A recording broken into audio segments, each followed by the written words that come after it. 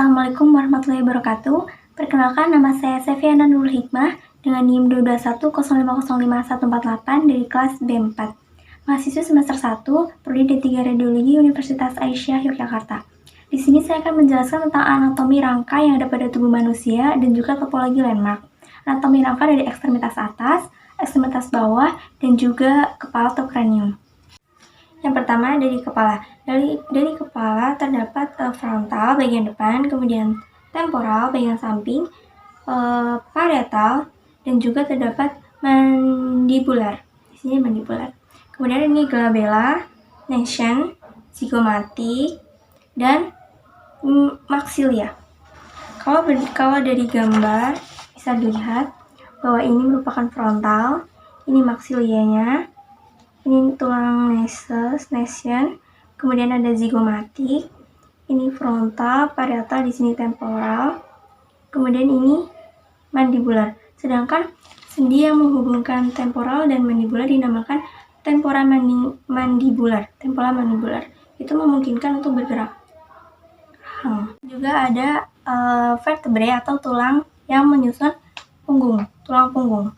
Kalau jadi gambar bisa dilihat, yang ini adalah clavicle yang berjumlah 7, kemudian di bawahnya ada thoracal, ada 12, kemudian di bawahnya ada lumbal ini ada 5, kemudian ada sacrum juga 5, dan paling bawah adalah coccyx atau tulang ekor. Yang pertama ada clavicula, ini adalah clavicula, kemudian ada scapula bagian belakang, kemudian ini ada sternum, ini adalah thorax. Ekstremitas atas thorax atau rangka.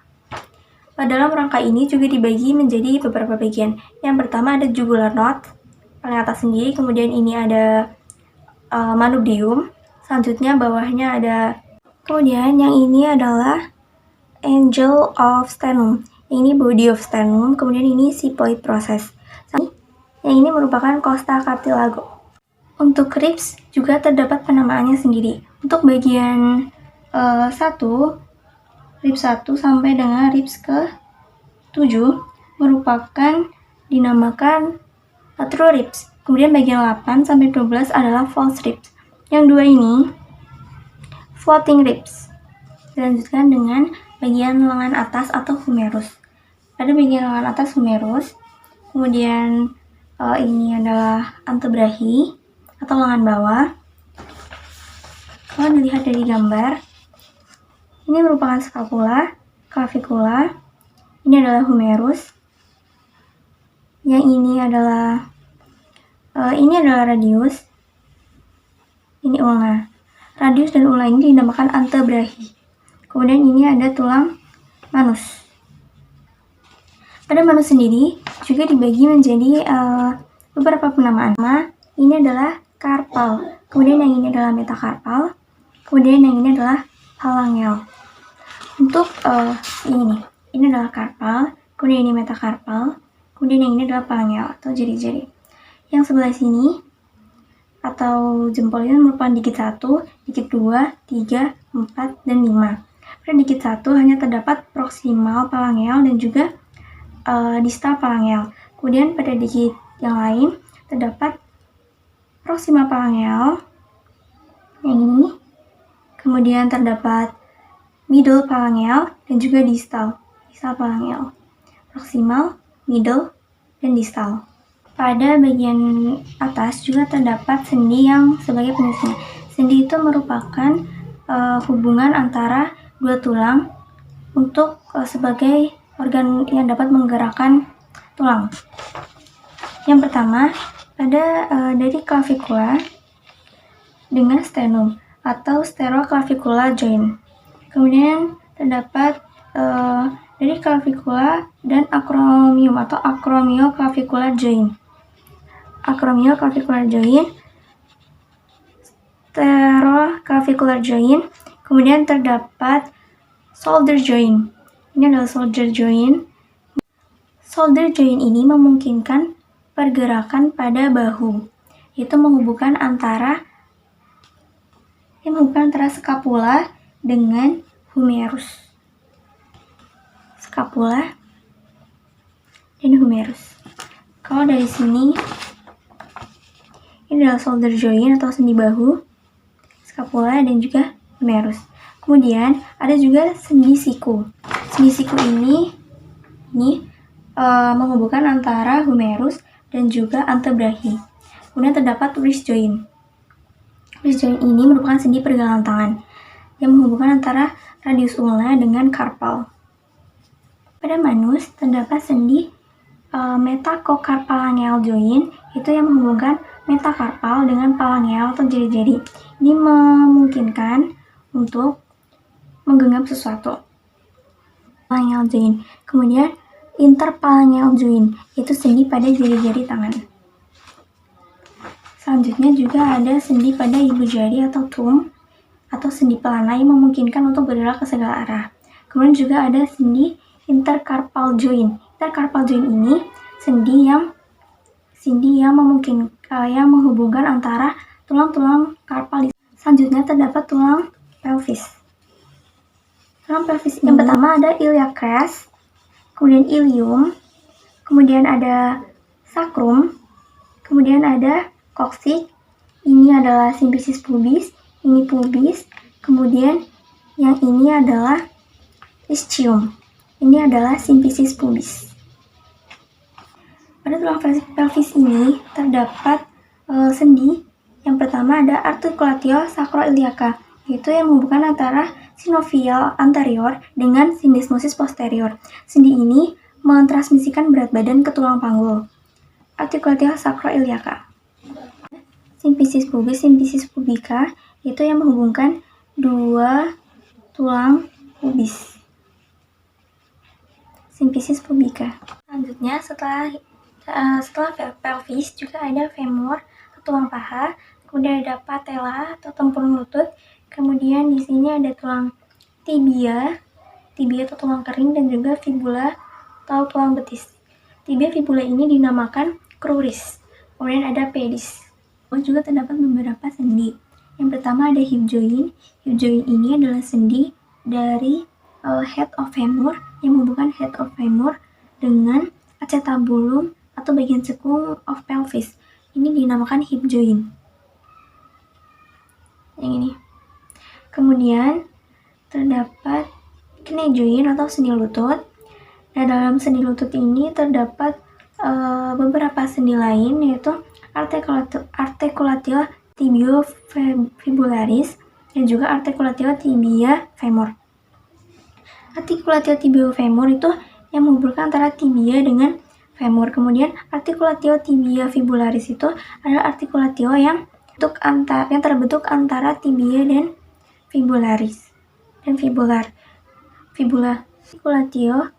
Articulatio talocruralis, yaitu sendi yang menghubungkan antara bagian distal tibia fibula dengan bagian atas pada talus. Kemudian juga terdapat metatarsophalangeal joint, yaitu sendi yang menghubungkan antara metatarsal dengan phalangeal. Pada phalangeal ini juga terdapat sendi interphalangeal. Sendi interphalangeal pada pedis atau kaki berupa sendi engsel.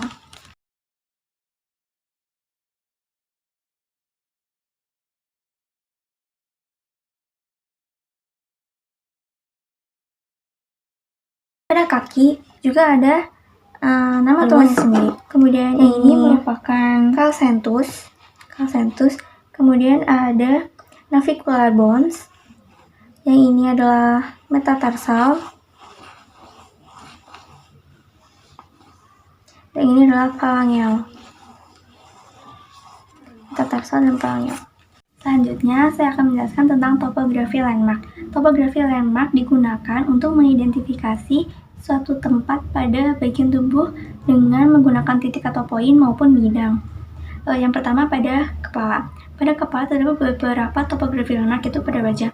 Yang pertama ada glabella, di sini, kemudian nation, kemudian terdapat suborbitally groove atau SOG, kemudian ada superciliary ridge, kemudian yang lurus pada mata itu interpupillary line atau IPL, kemudian ada angel atau gonion, kemudian mental point, dan kemudian ada Attention.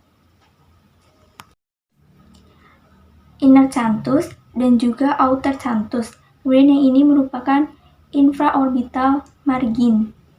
Kemudian topografi pada bagian samping, yang pertama ada top of ear attachment, yaitu pada ujung daun telinga. Kemudian ada auricle atau pinna, yaitu pada bagian daun telinganya.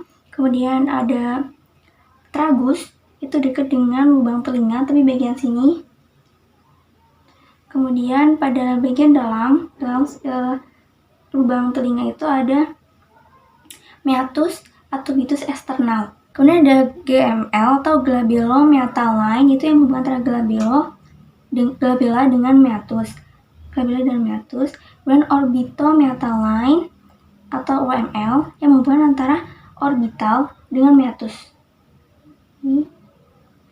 Kemudian ada infraorbitomeataline yang menghubungkan antara infraorbital margin dengan meatus. IOML. Kemudian acantiomeataline, itu menghubungkan antara acantio dengan meatus. Kemudian ada lips meataline yang menghubungkan antara lips dengan meatus. Kemudian ada mentomeataline yang menghubungkan antara mental point dengan meatus atau MML. Pada vertebrae di sini ada mastoid, ini adalah mastoid. Kemudian ada juga vertebrae prominalis. Vertebrae prominalis itu yang di belakang, bagian belakang leher, yang bisa kita pegang, bisa kita rasakan itu. Kemudian juga ada gonion. Gonion ini ada di cervical kedua, di bawah telinga, dekat dengan bawah telinga. Selanjutnya thyroid cartilago di daerah cervical kelima. Thyroid cartilago di sini. Daerah cervical. Kemudian sternoclavicular joint. Sternoclavicular joint ini antara sternum dengan clavicula dan sternum. Kemudian jugular knot. Kemudian ada angle of sternum, xiphoid process. Kemudian ada juga di lower costal, yaitu pada lumbar 2-3. Kemudian iliac crest pada lumbar, ini iliac crest pada lumbar 4-5. Asis dan juga simfisis pubis.